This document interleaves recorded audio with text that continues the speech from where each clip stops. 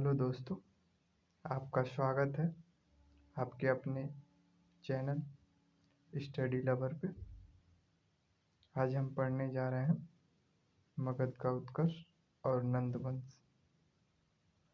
तो चलिए आते हैं अपने क्वेश्चन पे। पहला प्रश्न है, पुराणों के अनुसार मगध पर सर्वप्रथम किस वंश का शासन था? तो बृहद्रथ वंश था। बृहद्रथ वंश का प्रथम राजा कौन था? तो बृहद्रथ वंश का प्रथम राजा जरासंध था। जरासंध ने अपनी राजधानी कहाँ बनाई? तो गिरिब्रज में अपनी राजधानी बनाई थी। शिशुनाग वंश के बाद कौन सा वंश आया? तो नंद वंश आया था।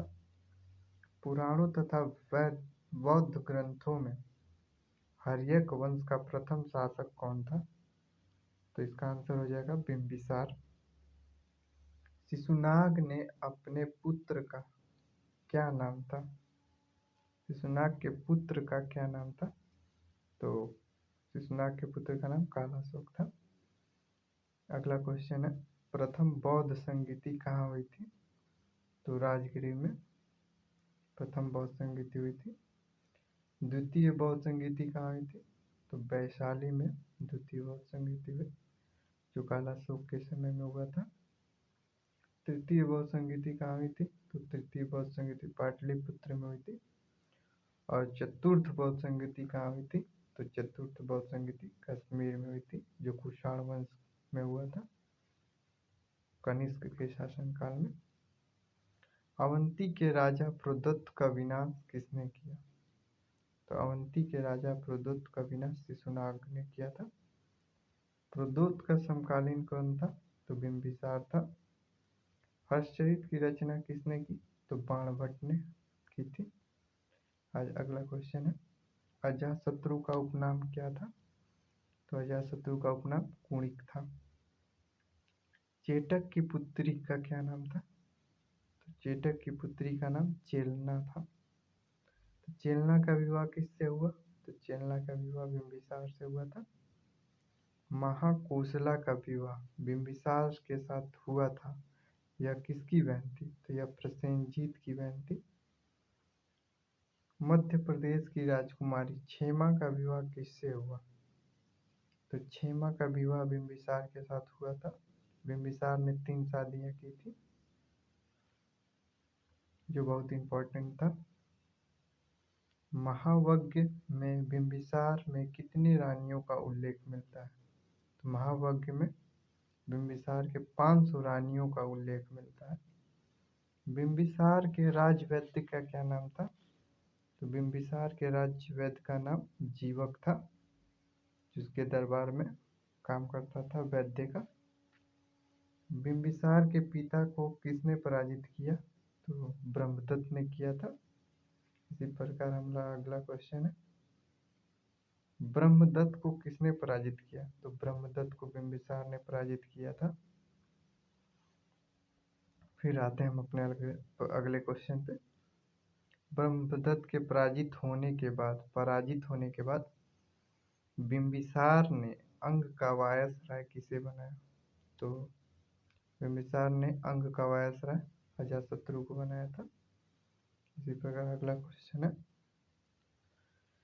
बिंबिसार के साम्राज्य में कितने गांव का उल्लेख मिलता है? तो बिंबिसार के साम्राज्य में 80,000 गांव का उल्लेख मिलता है। बिंबिसार के पुत्र का क्या नाम था? तो बिंबिसार के पुत्र का नाम अजातशत्रु था। तो बिंबिसार ने चंपा का उपराजा किसे बनाया?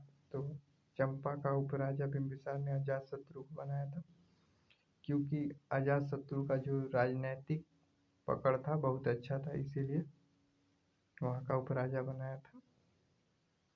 राजगिरी नामक नवीन नगर की स्थापना किसने करवाई? तो इसका आंसर हो जाएगा बिंबिसार।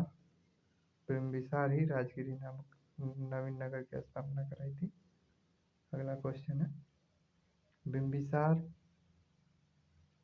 महात्मा बुद्ध का मित्र था एवं संरक्षक था, यह जानकारी कहाँ से प्राप्त होती है? तो यह जानकारी विनय पिटक से प्राप्त होती है। अगला प्रश्न है, बिंबिसार किस धर्म को ग्रहण किया था? तो बिंबिसार बौद्ध धर्म को ग्रहण किया था।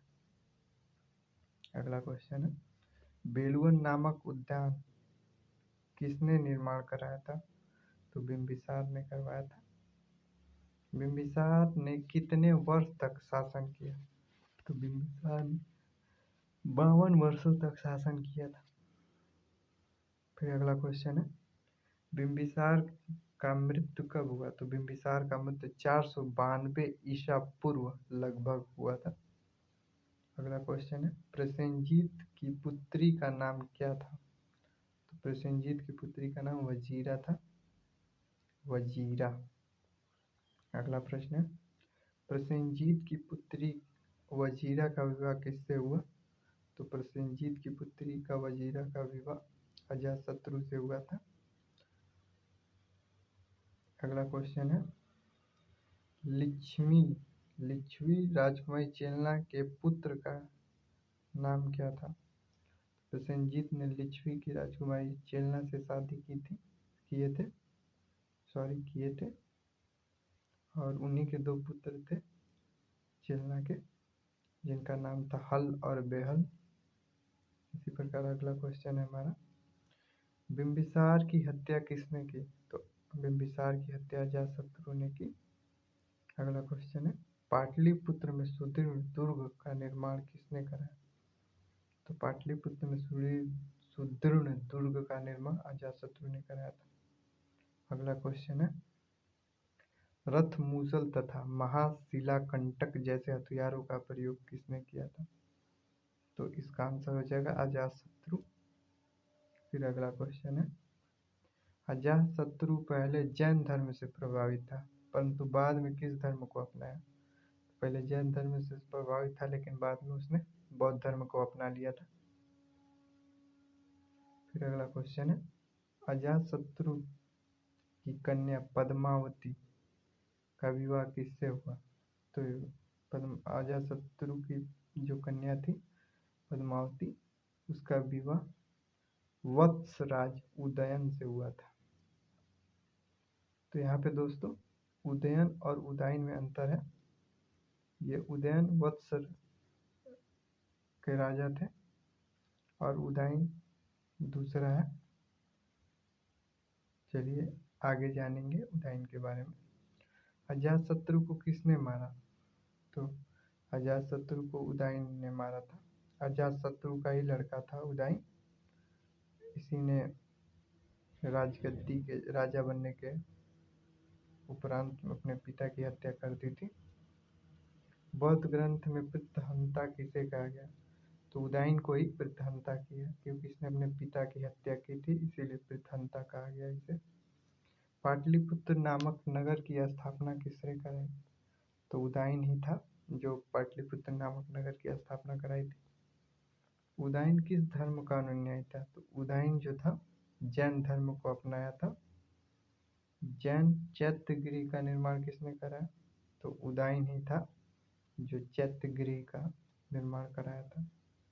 बौद्ध ग्रंथ में उदायन के कितने पुत्रों का उल्लेख मिलता है? तो बौद्ध ग्रंथ में 3 पुत्रों का उल्लेख मिलता है। हर्यक वंश का अंतिम राजा कौन था? तो हर्यक वंश का अंतिम राजा नागदशक था। नागवंश के संस्थापक कौन थे? नागवंश के संस्थापक शिशुनाग थे। इसी प्रकार अगला क्वेश्चन है, शिशुनाग के पुत्र का क्या नाम था? तो शिशुनाग के पुत्र का नाम कालाशोक था। किसके शासनकाल में द्वितीय बौद्ध संधि हुई थी? तो कालाशोक के शासनकाल में द्वितीय बौद्ध संधि हुई। कुल कितनी बौद्ध संगीतियाँ हुई थी? तो कुल 4 बौद्ध संगीतियाँ हुई थी। अगला क्वेश्चन है, हर्षचरित किसकी रचना है? तो हर्षचरित बाणभट्ट की रचना है। अगला क्वेश्चन है, महाबोधि वंश के अनुसार कालाशोक के कितने पुत्र थे? तो महाबोधि वंश के अनुसार कालाशोक के 10 पुत्र थे। शिशुनाग वंश का अंतिम शासक कौन था?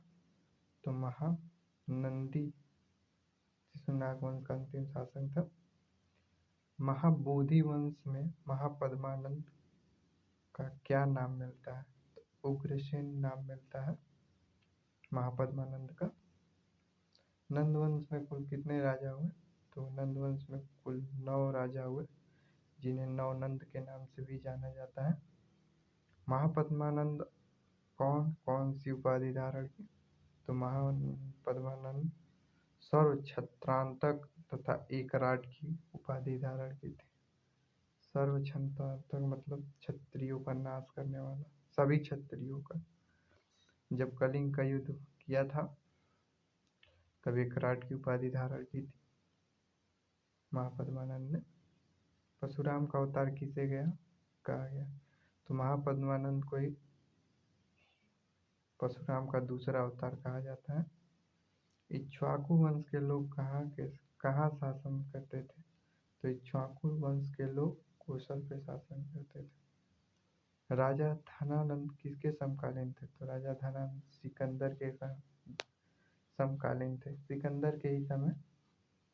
सिकंदर धनानंद के ही समय आक्रमण करता है पहली बार अखंड भारत पे।